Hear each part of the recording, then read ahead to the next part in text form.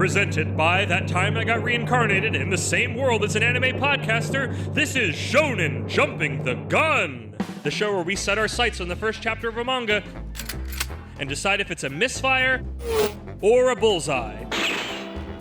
Let's see how many rounds are in this magazine.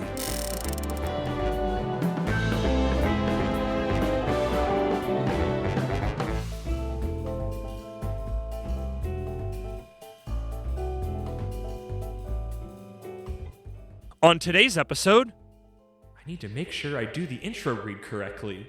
This is Brain Boy.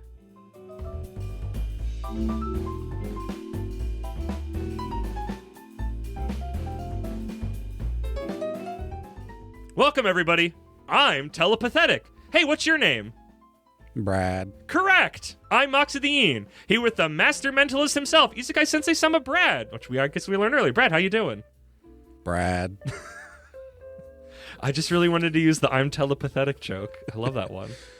And here we are in episode 2 of the Western Comics arc with a ancient comic from the Silver Age that Brad randomly pulled from the shelf when we were at the comic store. We should tell the story. Okay. Yes. So we had decided, let's do a Western Comics arc. Yes, which was predicated entirely on of the Teehee, the boys, and the boys arc. That was literally the beginning, the cornerstone of it. So we were like, well, we want to visit a comic shop, so let's go and we'll buy the boys, a physical copy of it, so that we can read it and do the episode. Not knowing how bad that was going to turn out. Yes. Somewhat. We kind of knew. In multiple ways. Yeah. Both in real life at the comic book store and otherwise. I hate that comic book store. So we go to the comic store and we go in and we're like, we need to find some other thing that we can cover on this. So let's just browse around for a while. And we're walking around and we just walk down one aisle and I look over and I see Boy. So, okay, confirmed literally was just because we were thinking about Boys arc and you just saw Boy and you were like, this. So there's two parts of it. The one, because I think we talked about this a little bit before we walked in. I said we should try and find something older. Yes, I remember you talking about that. Let's explore sort of origins kind of thing. And so I saw it and I saw Boy and I saw that it was like an old Silver Age kind of thing. And I, literally just looking at the spine at that point. But I could tell from what was on it that it was like a Silver Age era thing. It's got like the little Comics Authority thing on it. Yeah. And everything. It's legit. And I was like, oh, Brain Boy. What is that? I've never heard of that. And I pulled it out and I'm looking at it. I'm like, well, it's definitely old, Silver Age and everything. And I've never heard of this. Given that I have no idea what this is, this would be perfect to cover. Literally just all but randomly pulling something off a shelf. I'm going to agree with you. I think you picked very well at a random. Picking randomly, this was a good pick. I think this satisfied exactly what we wanted from it. It's because I have low-level telepathy. You are also telepathetic. This is probably going to be the oldest thing we ever cover. Probably. Because this ran from 1962 to 1963 for 6 issues. When did Astro Boy come out? Ooh. Okay, I know I'm not supposed to check things in the middle of the podcast because it throws it to a halt, but that is... Was Astro Boy a manga before it was a anime? I think so. First published in 1952. We can go further. There we go. Good call. By more than I was expecting.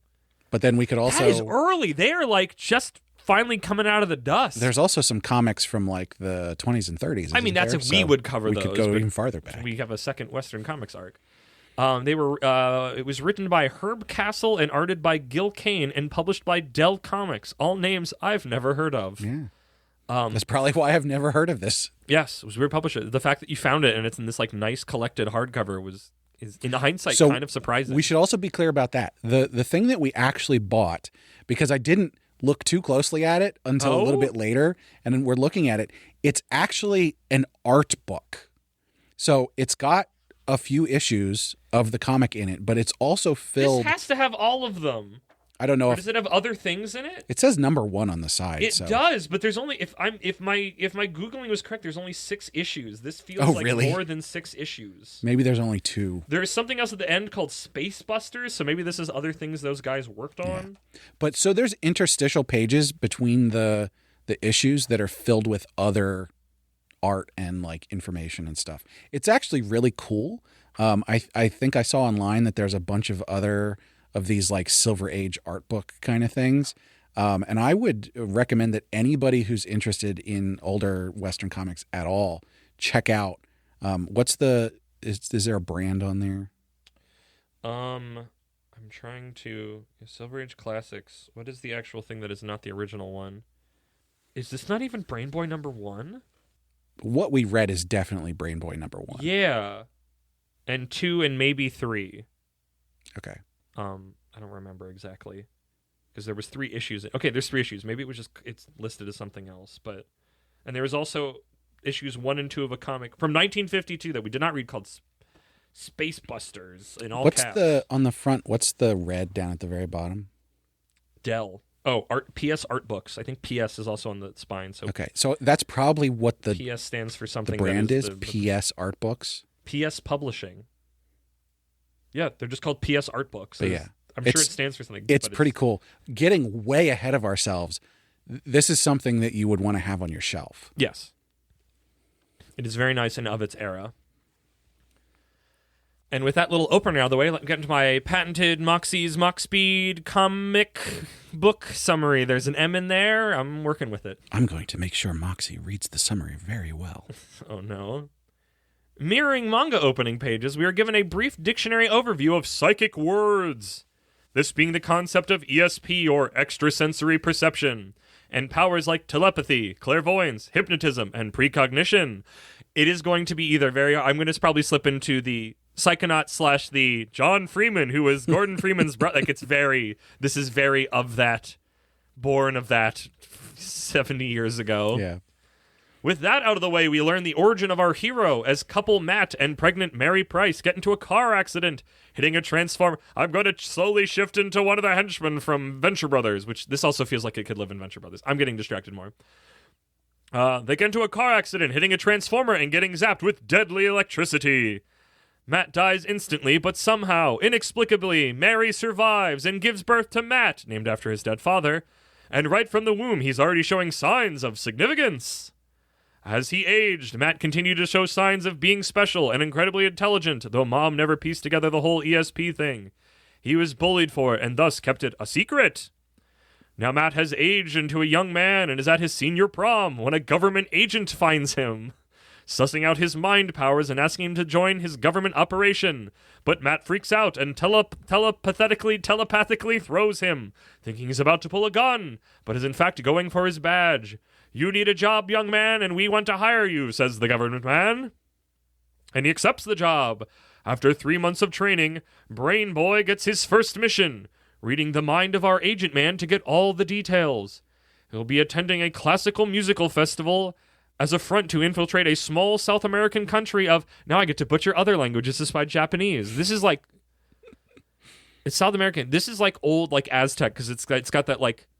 I don't know how to say a word that starts with X. I did not take the time to figure out how to pronounce it. I don't know. It's like nope. I can't. Especially today, where my brain is just not good at saying words. I'm just gonna call it X for now. I'm sorry, everybody. It's spelled Xochtan. But he's going Zoltan. there. Yeah. He's going there to infiltrate it. They have powerful psychic agents and intend to do something to discredit the US of A. This mission is much more dangerous than it seems, as 3 telepathic US agents have already been mysteriously taken out. So let's send this kid on his first mission to do this. Because he's so much better than everybody. The next morning, Brain Boy rides a plane with the classical composers from the US, including a Professor Gomez, who has escaped X country to live in the States. Matt reads his mind and finds him to be a good dude. Upon landing, 2 agents of the X's People's Party are there to scout him out and plan to kill him when the time is right. The boys are driven to a very nice hotel, and we also meet General Draws, who is the leader of said People's Party. Then one of the agents from before tries to kill Brain Boy in his room, but Matt uses his powers to make the man shoot himself to protect himself, but feels terribly awful afterwards. The next day, the gang go to the festival, but something is amiss. Matt can't read Gomez's mind at all, and now Gomez is giving a speech and absolutely trashing the U.S. This isn't the Gomez I met on the plane. Then two heavies shoot and kill Gomez from a passing car, as General Draws declares those were two Americans who killed him for speaking out. Sensing something is wrong, Matt returns to his room and decides it's somehow okay to put on brown face, and after stealing a soldier's uniform, poses as one of them. To be fair, he wouldn't have been able to do a lot of the things that he I guess, then but it goes on just to as do like without doing as a that. person from 2026, I'm like not disgusted by it. I'm just like, oh, you. Yeah, this I was reading this. Yeah, Brad. Oh, this is interesting. Cool. I turned the page and I'm like, oh Yeah, no. it's fine. This thing's from the 60s. It's fine. He then hypnotizes a driver to take him to General Draws, and upon infiltrating the base, learns from reading Draws' thoughts that the actual Professor Gomez is drugged up on the farm of popular doctor Irado and his daughter. Then he gets a lift there. Arriving at the farmhouse, Matt learns the daughter, Maria, is also a telepath. Her and her father are no fans of the regime, but they are too popular to have been killed without causing problems.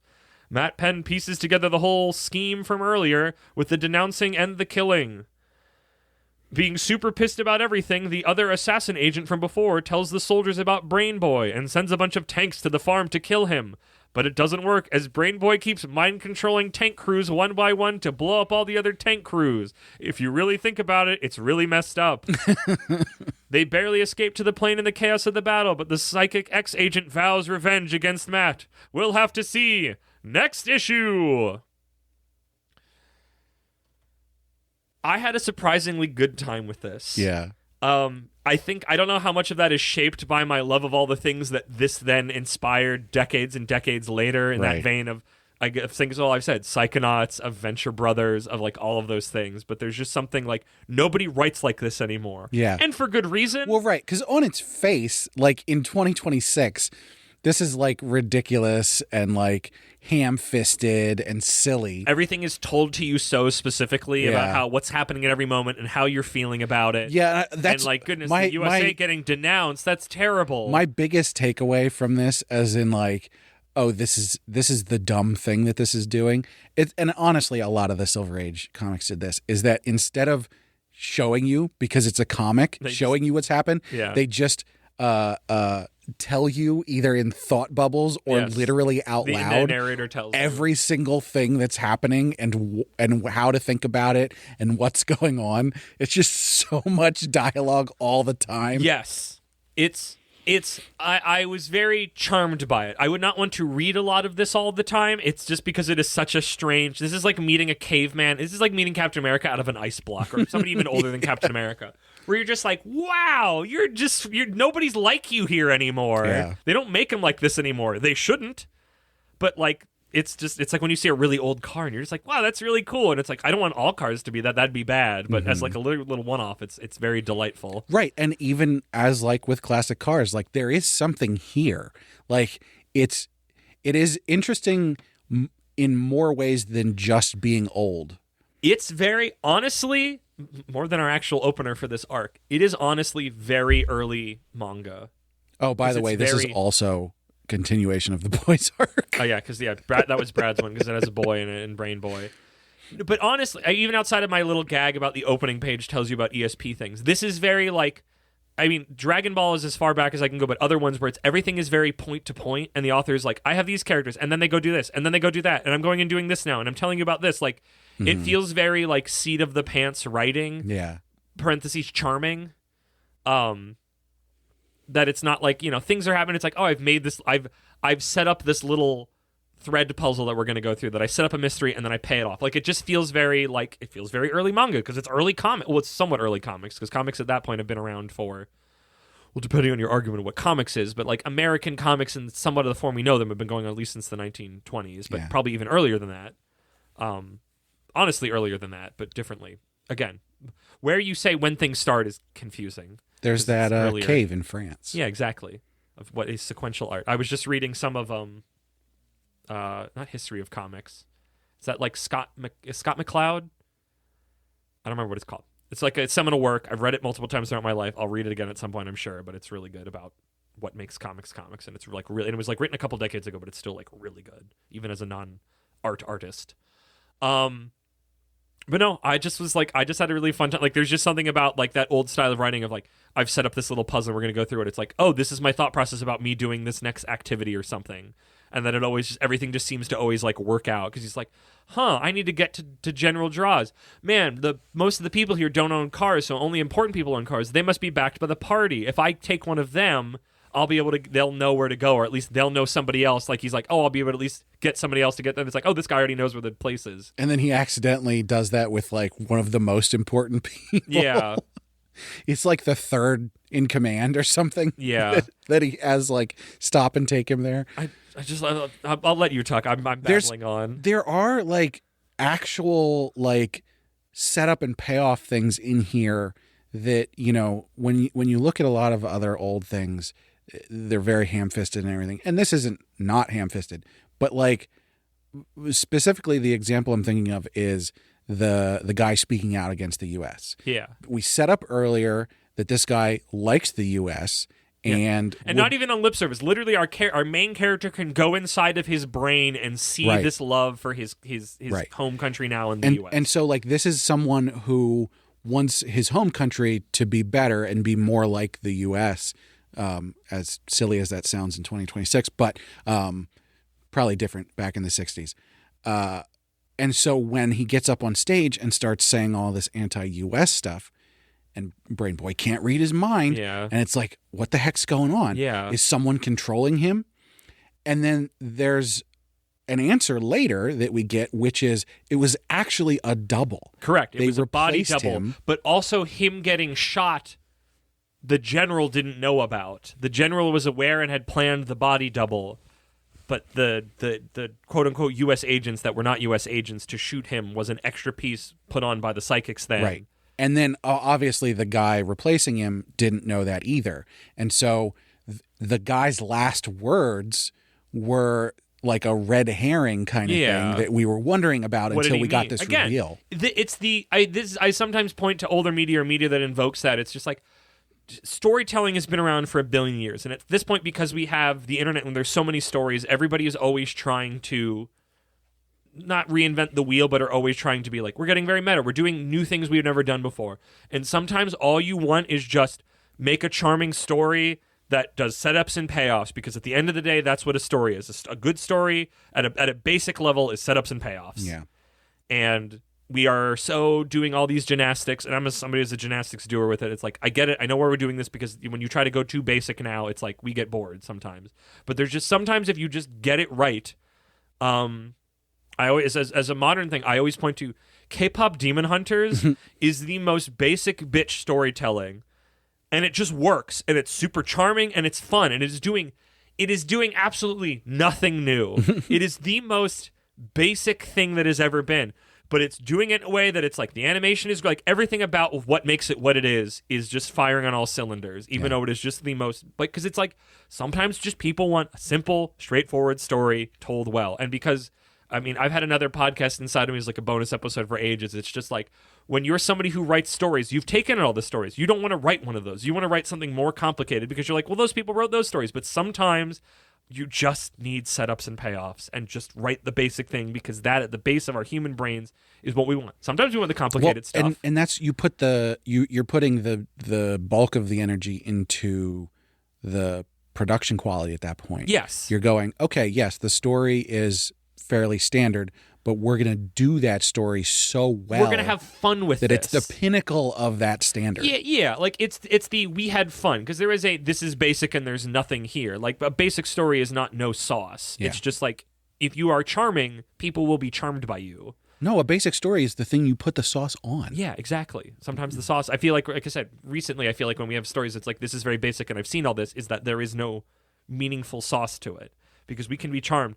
I continue to point out, it feels weird talking about manga now on this podcast, of like Animal Signal is just doing its thing and it does mostly the same thing every chapter. And you know what? I'm charmed every chapter. Yeah. And I smile and I giggle to myself because it got me. It got its sauce on its very basic premise on its very funny little again, such a manga of tiny little setups and tiny little payoffs, and the characters are charming, and it has its bit, and it's like that's all it needs to do. That's all it needs to do. But no, and this was like, again, this is a thing of setups and payoffs. It's like, what's the deal with like the whole intro of meeting our main character? Like it's so 60s of just like they got zapped with electricity. Right. Is such a 60s thing. And I guess there's a lot of other heroes get born in the 60s, but I feel like that feels so. It's like, you know, I get the super soldier serum. I got bit by a scientific spider. You know, even at the basic level of like, I'm an X-Man, I'm a mutant, and I've been born this way. It's radiation. I'll get in his radiation or whatever. And it's just like, me and my wife hit a power transformer, and I die, and my pregnant wife gets zapped with electricity, and this gives my child ESP, the most powerful ESP that's ever been. I mean, what, shock treatment's still around in the 60s, isn't it? I think it is. Yeah. Maybe there's something in the cultural zeitgeist at the time with that, but it's just very silly. Well, it's also, I think, like, I mean, even today to some extent, but more so back then, is like there's so much less information available to the general public about like what these things are and how they work, that it's like, I guess so. You know, you can use those as a shortcut to get into superpowers and things. It's just so funny that it's like electricity that should kill you, but she survives and her baby's got superpowers. Is very just like, I'm along for the ride. Like, this is very like, okay, granddad, and you're just charmed because like you don't get to see granddad a lot. And again, they don't make him like him anymore. Right. So it's charming when you get to see him. He had the sauce back then, enough of it at least. So now he's like extra charming because it's like, oh, the people aren't like you. But I also like, you know, I think this has a lot of merit just on its own, even not considering the time period. Now, of course, we will consider the time period when we are talking about like the objective stuff here later, because this can't exist today.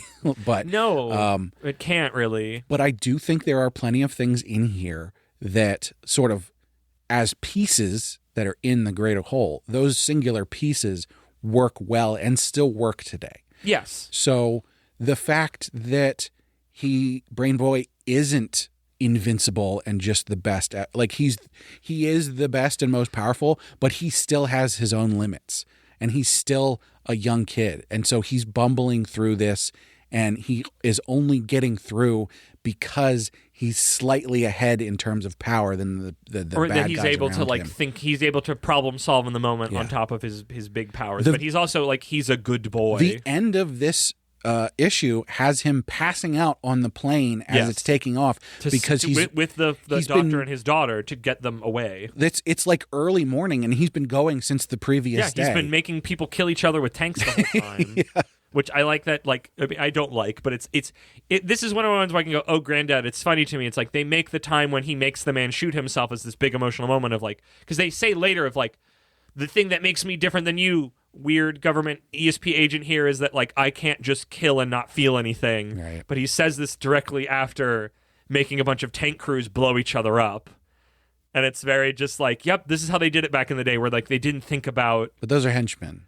What? They're inside a tank. You can't see them. They're fine. I know. Like, that's the thing. It's like, you didn't think about this because it's been hand-waved from you as a human, even though it's like, those matter. If you get shot in a tank and the tank gets gun up, the people inside are not having a good time. Meanwhile, why didn't you just have those tank guys like take out one of their grenades and drop it inside the tank? So it makes it so much more visceral. Like that's the thing. It's like, you've technically hand-waved it, but it's not actually. I think there's like a lot of things of like, you could look back at those things. It was like, we didn't actively kill him, but it's like, no, but this was still an incredibly vile and cruel thing that happened that we're not thinking about, so it doesn't affect us morally.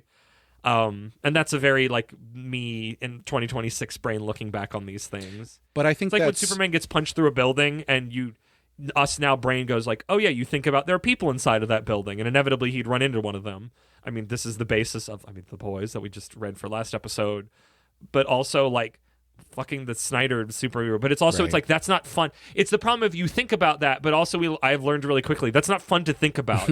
This is supposed to be a fantastical story, so that's why there's something nice about the like pure naivete that goes into this, that it's like, we don't exist like this anymore, and it's for better, because it's like, people, there's the kind of wool is over your eyes to an extent back then, because you don't have the internet. Your ability to gain information is so much more limited. But there is something very charming about that very like G. Willikers USA stuff, even though I can look back on and go like, that's not good, but I can exit my mind and go, this is how it was written, this was the space it was written. It's I'm chill with it. Also, just the fact that because it's the 60s that we're messing with South America. Yeah. That's fun. That's a venue we don't really visit anymore. Except we are actively doing that in 2026. I forgot. Fuck. But it's not. It wasn't fun like back then when we set up banana republics and all this other fucked up shit we did, as opposed to the fucked up shit we're doing now. At least there was more of a pretend. There's a pretend now and a pretend then. Why quote unquote we as the U.S. did. I'm going to get away from that. I don't want to talk about that. Okay. But yeah, I think the thing I keep coming back to with this is like, yeah, this is as a visit back to Silver Age things. I was expecting less sort of like complexity with it, and it.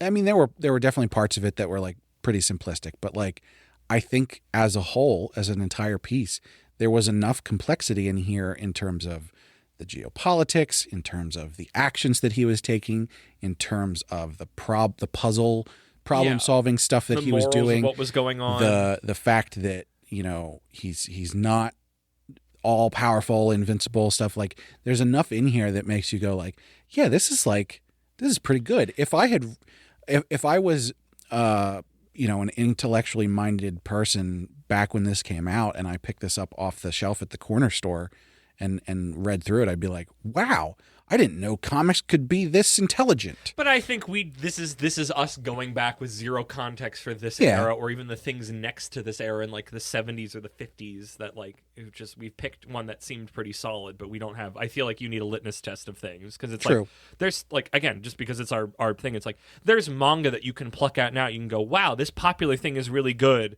but you don't have any other data points around it to be like, oh, this was inspired by this, was inspired by this. Like there's always so many things.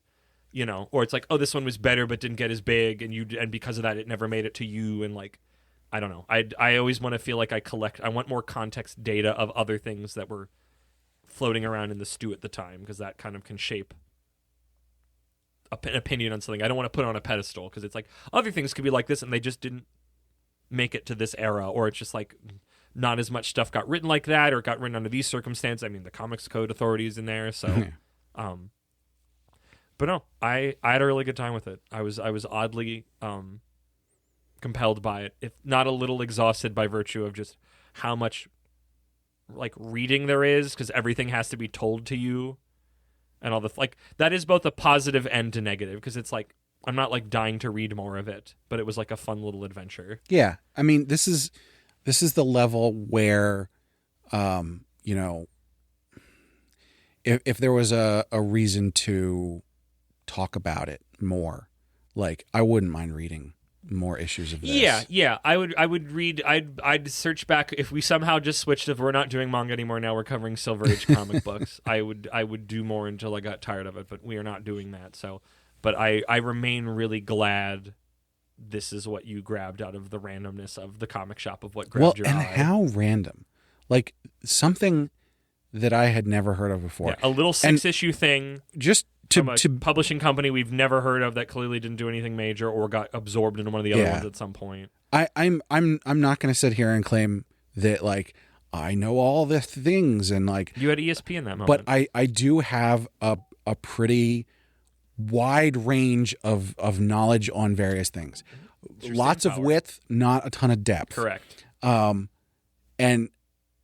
so coming across something that I'd never heard of is more rare than not. And so the fact that this thing that I never heard of was also not bad, and I think is a really good example of like this era, probably. Yeah. I hope this is a good representation of the era. I think we got really lucky. Yeah.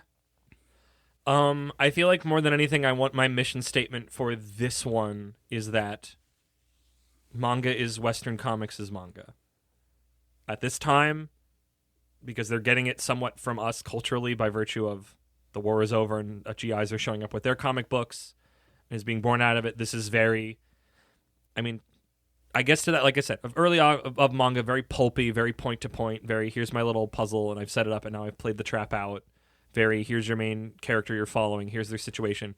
Wouldn't you like to imagine being with this set of powers doing these things to an extent? Like it just this feels like a sibling point. Obviously not specifically Brain Boy, but that very it felt weirdly familiar in a way that I felt was very fitting for this podcast and what we do here. So I don't know if we'll necessarily run into that again this arc. I mean, definitely there's been more back and forth like now in the past couple of decades of manga influencing Western comics, but it's fun seeing in this more primordial time for both of them. No, not as primordial for comics because again they've been around for decades at the point in the 60s. And a couple decades in Japan for manga, which is again just Japanese comics like Kameksu. People are storytellers around the world. You know, manga was not written for an American audience, but it was born out of this is somebody writing a story to keep people entertained, and that's what a comic book is, especially because it's short form. It's short form images. Here's one chapter. Here's one issue. They're born of the same. I would love to know more history about that because they are born of the same space, of the same human thought, even if they are many oceans apart. Brad, where do you think he thinks and Feely feels? I think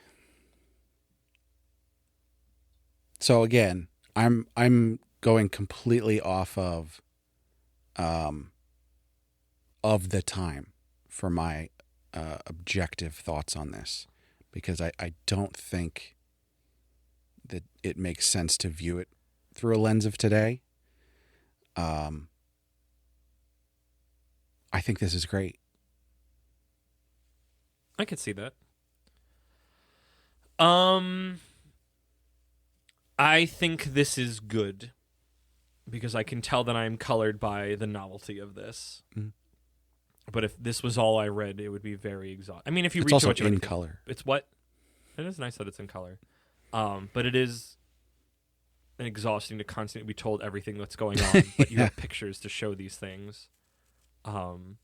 There's so many times, like the one part where he's like, he starts sneaking out after he puts on blackface. Yes. And he's like, it's still too light out, so I'm going to go up here on top of a building. Him flying is the funniest shit. Because it's always so undynamic.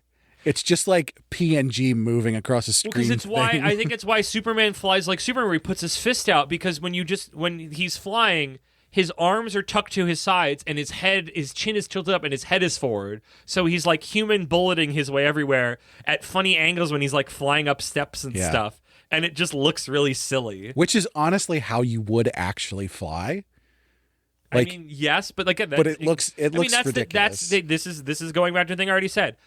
Realisticness does not make good story or art. Yeah. We make art because we are escaping reality, but we are commenting on it. If you had to spend any time that you had a story where somebody got punched into a building and you had to spend moral time paying attention to that people in that building and they got hurt, that's not what the story's about. You're wasting time.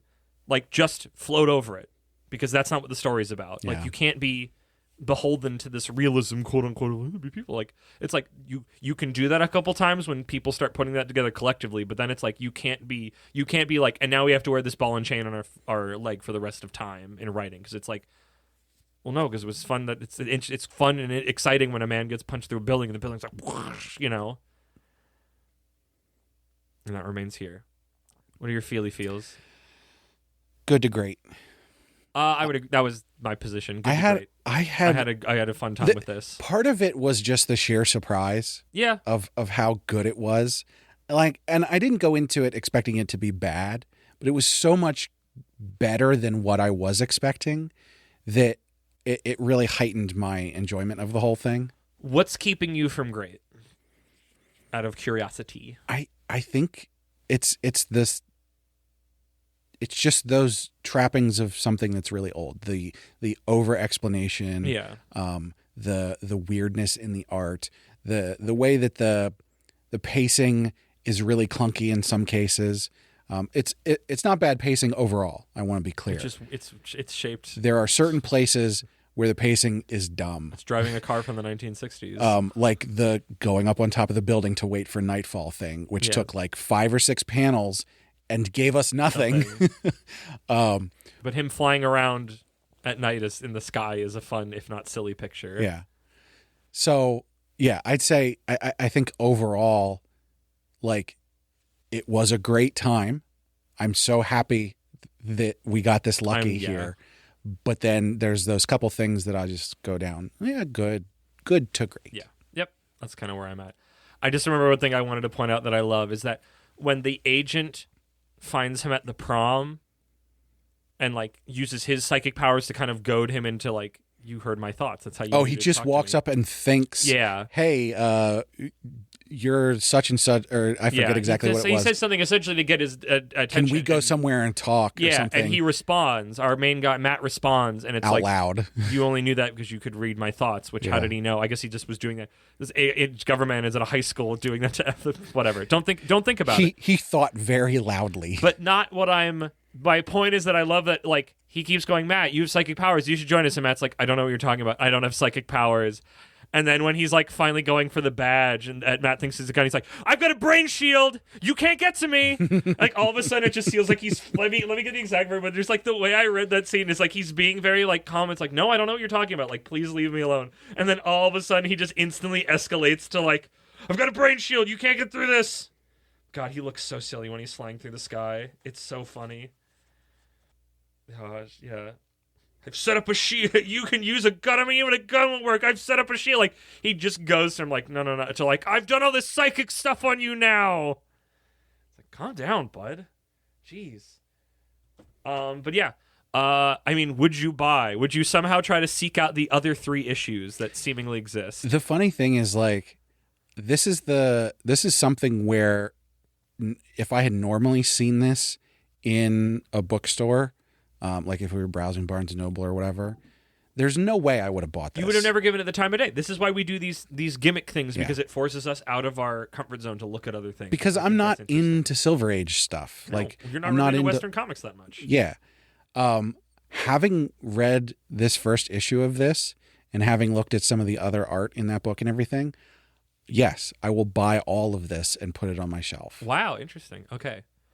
I might not actually read the rest of it. Probably would. Yeah, you have your weird I'll put it on my shelf thing. This is something that should be in my home on a shelf. Interesting. To go, look how cultured I am. Old comic books before when all of us were alive.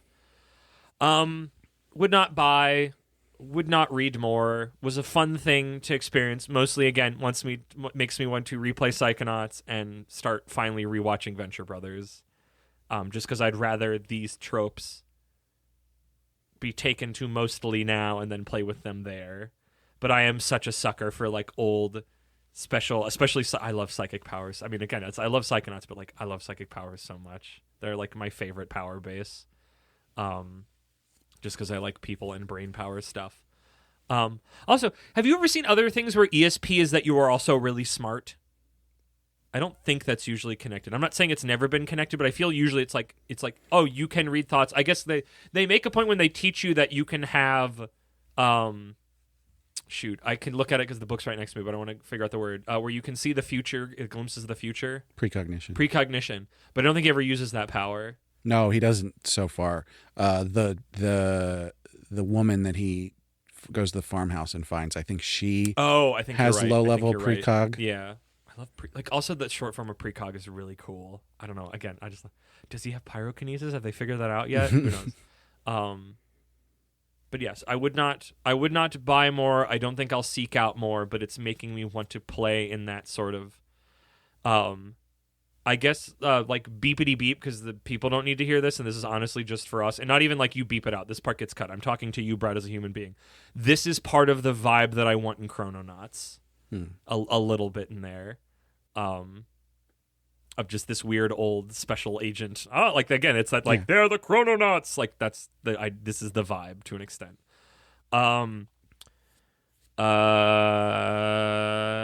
Yep, we don't need to duel. We're on the same page. Brad, psychically end the episode. Use your psychic telepathic powers to communicate with everybody. Did we forget something? Is there anything? I was just trying to make sure. I think we're good. Yeah. Well, as always, we want to hear from people. we want to hear your thoughts. Are you into really old Western comics? Let us know.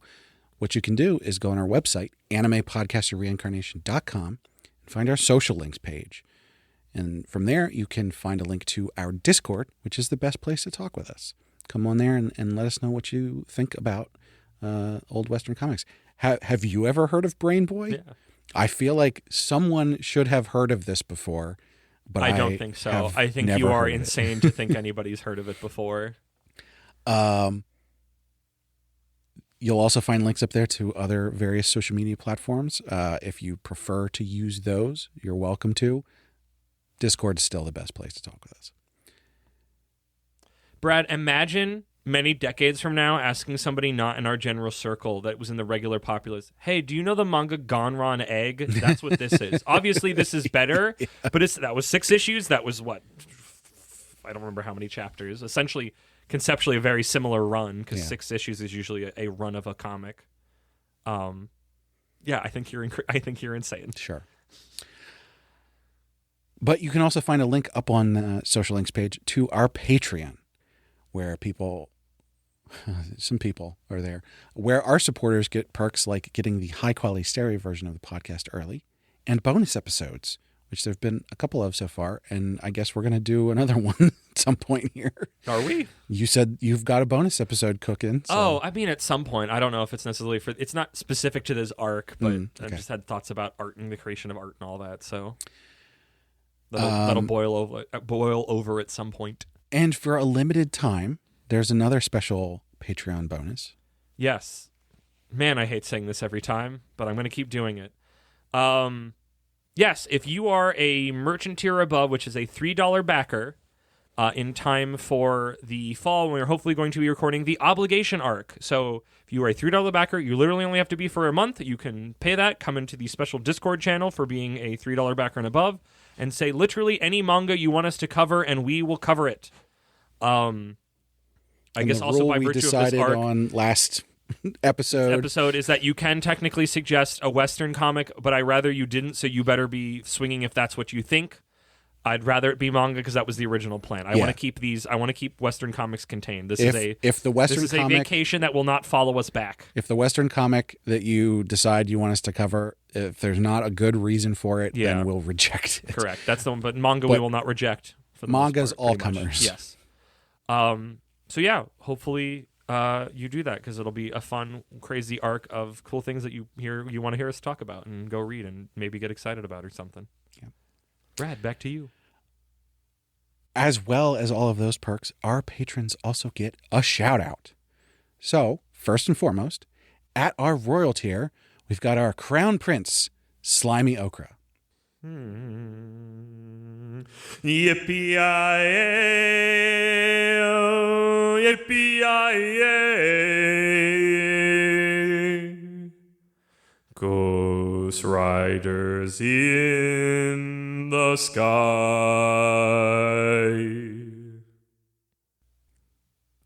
Also, at our noble tier, we've got our Archduke, Imaginary Numeral. I hurt myself today to see if I still feel.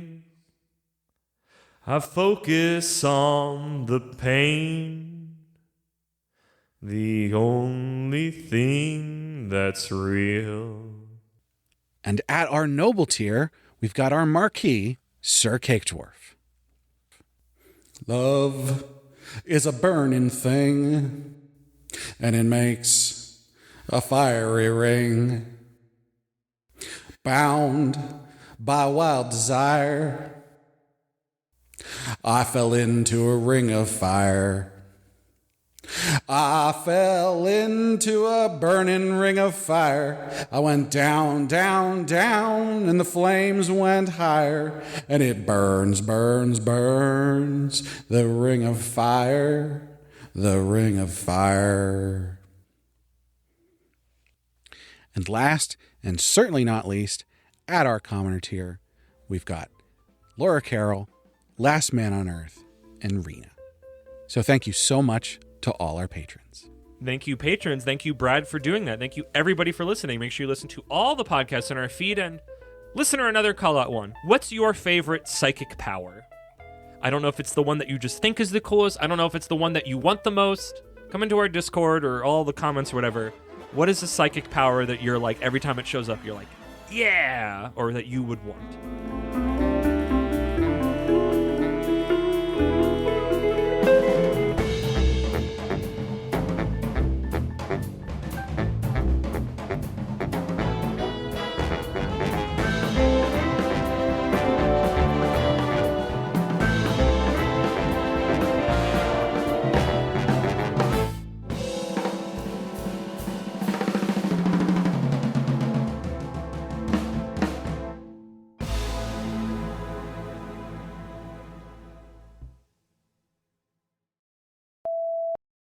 Brain Boy. I do need your bit for the intro, not for the on this episode, but I'm going to ask you your name and you just need to say Brad. That's all I need you to do. Can you do that? It's for my thing, and then I'll throw to you then later. Oh wait, I gotta do. My original thing was gonna be something Psychonauts related, but I think I'm gonna put that on today's episode. I can put a thinking about something voice overlay on top of this. Oh, really? Not the whole thing, but it would Okay. be like, I need to make sure that I do the read properly. Huh. It's Brain Boy. Oh, that'd be kind of fun. I actually no, I dig that more because I was just gonna be going on today's episode. You too can become a Psychonaut. This is Brain Boy. And mostly it's just I like saying Psychonauts like they say in the intro, but I like your idea better. My brain is melting already. It's not good. Nope. So We have to talk more today. This is so promising. I can't read people's minds or fly or move things, but I can psychically make people shit their pants. Honestly, I think telekinesis is the best one. I think Psychic chloroplastosis. I think you could What is the parasite called? Oh goodness. I think if you had telekinesis, you could figure out a way to do that. But I know that people don't usually think about that. Oh, as yeah, no, you could, but reaching very inside specifically, people. you Yeah. only have the power Correct. to make people Yes. shit their Yes.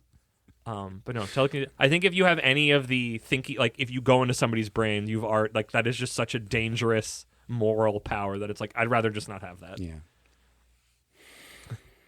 Not thinking too hard about the girl in Animal Signal who has that power. It is limited, admittedly. Just before we wrap up, Yep. did you notice what the bookmarks are? Why did you? I was going to ask you about why do you have these? Why Tell, do you tell, have tell three- everybody what the bookmark is. Oh, okay. I didn't know this was for the class. Yeah, Brad left bookmarks in the two comics because he had them first because I was away and he was the one that was going to set. So we put in these bookmarks, and it is McDonald's free meal cards for a sandwich. And I was very confused about that. What does this have to do with? That has to be on the podcast. Okay, Are so we going to McDonald's? every week we go for groceries on Wednesday, Okay. and my son and I go, and it's partly time that we can spend together. And so we pick up McDonald's, and then we go sit in the grocery store parking lot and watch YouTube videos while we eat dinner. Oh, that's cute. And this has happened before, but this particular time was pretty egregious. They mess stuff up sometimes, Yes. right? On one particular day, the way they messed up my order was so egregious. I think a whole entire sandwich was missing, like a $4 or $5 sandwich. Yeah. It was just completely not included. That I, went and sent an email and complained about it, right? I was hoping to get a free meal, some money Yeah, back, just whatever it something, is, which is what happened. But if you're not aware, McDonald's is franchised, and so corporate McDonald's, even though like all of the franchises use the app and like they have standards and all that stuff, they're still owned by separate companies, and at a sort of financial level, the money isn't really shared. They have to like send money to McDonald's and they have to pay to use the app system and all that. So what I got sent was these gift card things Yes. that are only good if I hand them in person to someone at the cash register. That specific one I'm I can't like put it on the app, and I always order through the app. It's so much easier. So I just had these sitting on my desk, and I'm reading these comics, and I'm like, oh, I need to put a bookmark in here, and I'm looking around. I'm like, what can I use? And quite frankly, I was looking for our podcast business cards that we have, because those are somewhere in my house, but I didn't see them anywhere. And then I saw these, and I was like, oh, Western Comics, McDonald's. Oh my god. Okay, I was like waiting for this like genius stroke. But that's pretty fun. I like that. That's a very us in the vein of this arc and other arcs we've done. That's a very us thing. And also, I'm never going to use those. Oh, I was just about to give them back to you. So you can use them. Yeah, I'll figure it out. So yeah, that's a fun after beep story. What a journey. All right, it's 4:20. Let's start setting up. Blaze it.